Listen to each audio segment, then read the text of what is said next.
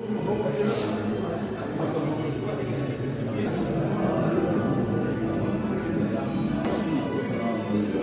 ده موجود عندي هنخش.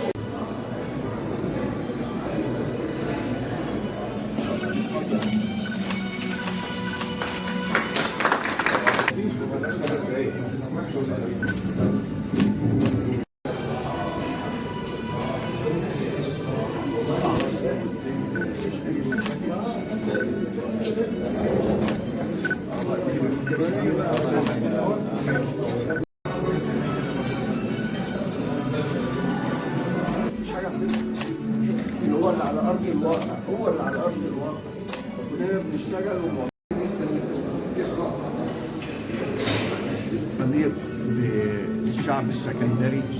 وصل عدد الفروع اللي موجوده في اسكندريه دلوقتي اكثر من 60 فرع توثيق، ده بالاضافه لثلاث عربيات تعمل التوثيق المتنقل.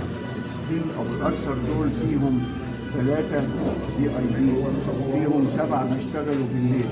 فاعتقد بالتعاون بين اجهزه الحكومه كلها والوزارات المعنيه زي وزاره الاتصالات وهي شريك من شركاء النجاح ايضا، دي ادت الى ان احنا اعتقد محافظه الاسكندريه ما فيش فيها مشكله تماما في موضوع الشهر العقاري. النهارده احنا بنفتتح 3 مقرات جديده. المقر اللي احنا فيه مقر VIP، مقر متميز، في مقرين في دائره المنتزه ان شاء الله هنفتحهم بعد افتتاح المقر ده.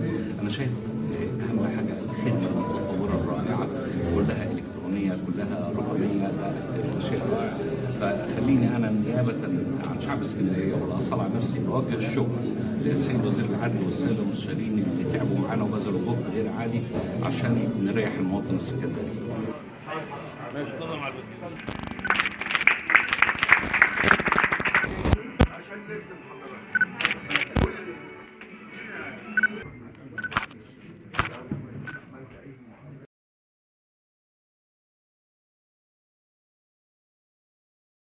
قول قد ايه كده؟ مش 10 تاني.